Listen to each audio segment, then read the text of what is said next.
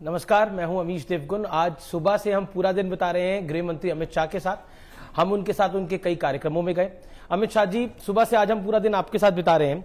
मेरा आपसे सबसे महत्वपूर्ण सवाल यही है शुरुआत में कि बंगाल में भी चुनाव है, तमिलनाडु में भी चुनाव है, असम, पांडिचेरी, सब राज्यों में चुनाव है, लेकिन बंगाल भारतीय जनता पार्टी के लिए इतना अहम क्यों है?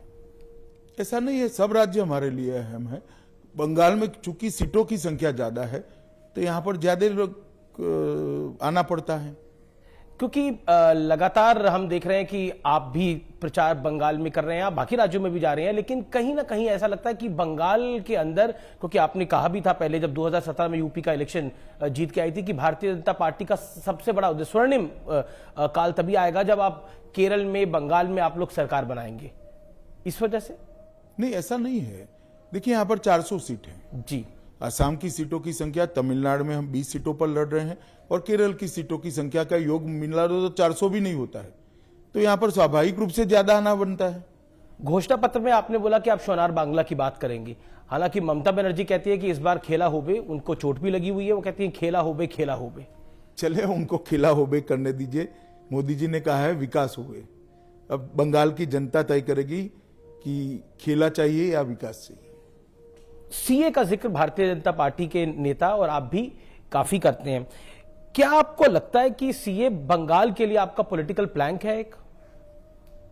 नहीं, देखिए, सैद्धांतिक रूप से जो शरणार्थी आए उनको भारत के सभी नेताओं का आजादी के वक्त से एक आश्वासन रहा जी कि आपको यहां की नागरिकता देंगे।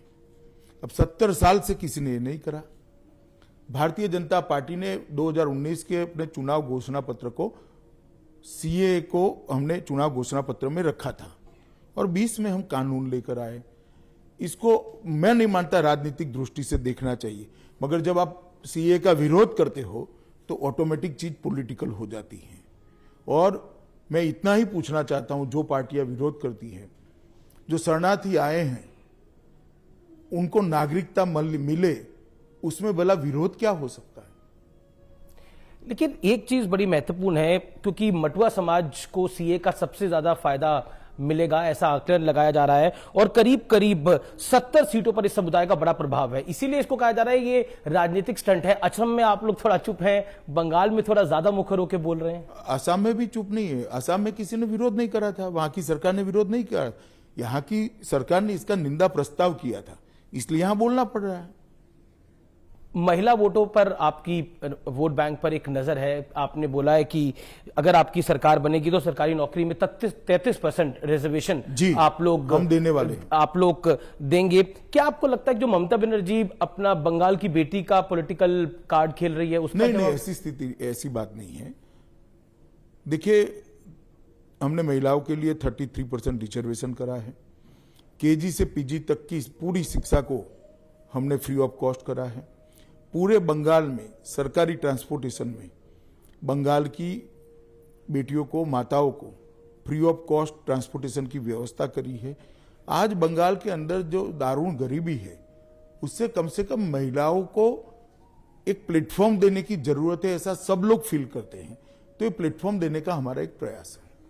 क्या अमित शाह जी, क्योंकि हमने बार बार देखा इस हर रैली के अंदर आप घुसपैठ की भी बहुत ज्यादा बात करते हैं। आप कहते हैं कि घुसपैठ जो है उसको हम रोकेंगे, क्योंकि आप देश के गृह मंत्री भी हैं।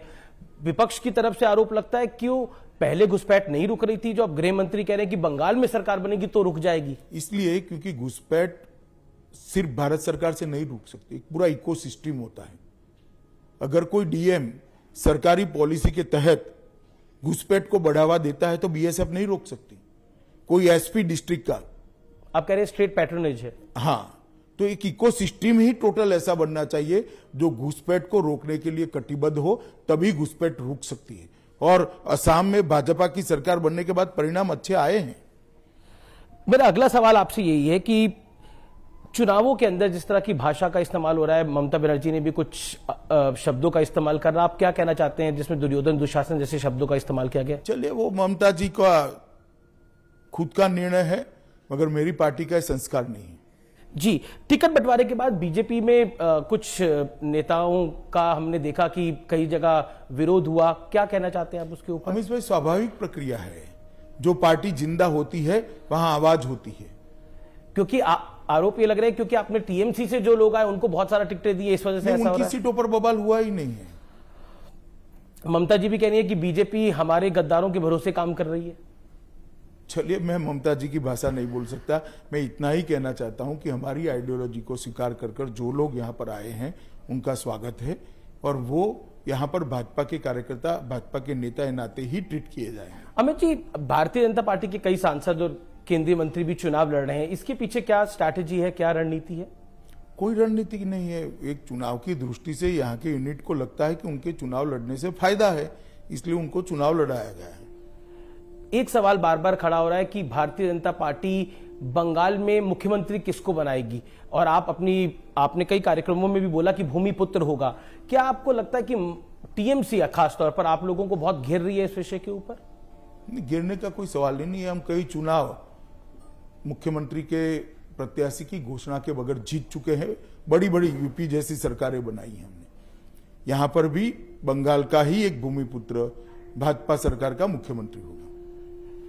क्योंकि ममता बनर्जी का और टीएमसी का यही कहना है कि बंगाल की बेटी को आप जिताएंगे या बाहरी लोगों को जिताएंगे, यानी ये आउटसाइडर वर्सेस इनसाइडर की लड़ाई उसको बनाने की कोशिश है। 294 के 94 प्रत्याशी यहीं के हैं। ममता जी किसकी बात कर रही है? वो कह रही है बीजेपी के कई सारे नेता बाहर से आ गए हैं चुनाव लड़वाने के लिए, प्रचार करने के लिए आए हम तो। और मेरी पार्टी ऑल इंडिया पार्टी है, अखिल भारतीय दल है, ममता जी का एक राज्य का दल है। तो जब प्रणब बाबू देश के नेता बने तो बाकी देश के लिए बाहर ही थे क्या? सुभाष बाबू ऑल इंडिया कांग्रेस कमेटी के अध्यक्ष चुने गए तो बंगाल के बाहर वो बाहर ही थे क्या? इस प्रकार से देश नहीं चल सकता। कल प्रधानमंत्री जी ने बहुत खूबसूरती से बताया है जनगण मन का भाव, कि पंजाब, सिंध, गुजरात, मराठा, द्रविड़, उत्कल, बंग, ये सारा एक ही है। मगर यहां पर जो चुनाव लड़ रहे और जो सरकार में जाने वाले सारे के सारे बंगाल के, स्वाभाविक रूप से मैं यहां चुनाव लड़ ही नहीं सकता क्योंकि मेरा वोट ही नहीं है। आप कह रहे हैं कि आउटसाइडर वर्सेस इनसाइडर का कोई मामला नहीं है और ये विषय खड़ा ही नहीं होता आपके लिए। जिनके पास एजेंडा नहीं है वो ही इस प्रकार के मुद्दे खड़े करते हैं। पर इस विषय से क्या आप भारतीय जनता पार्टी को बैकफुट पर लाने की कोशिश है? कोशिश कुछ भी हो, ऐसा कुछ होता नहीं। ममता जी को नंदीग्राम में चोट लगी और सिंपैथी वोट की बात हो रही है, इस विषय पर आप क्या कहना चाहते हैं? आपने एक इंटरव्यू में बोला कि सार्वजनिक करनी चाहिए मेडिकल रिपोर्ट। उन्होंने स्पष्ट करना चाहिए पहले कि चोट हमले से लगी है या दुर्घटना से लगी है। इतनी स्पष्टता उन्होंने कर देनी चाहिए और इसका मेडिकल रिपोर्ट भी लोगों के सामने पारदर्शिता से रखना चाहिए।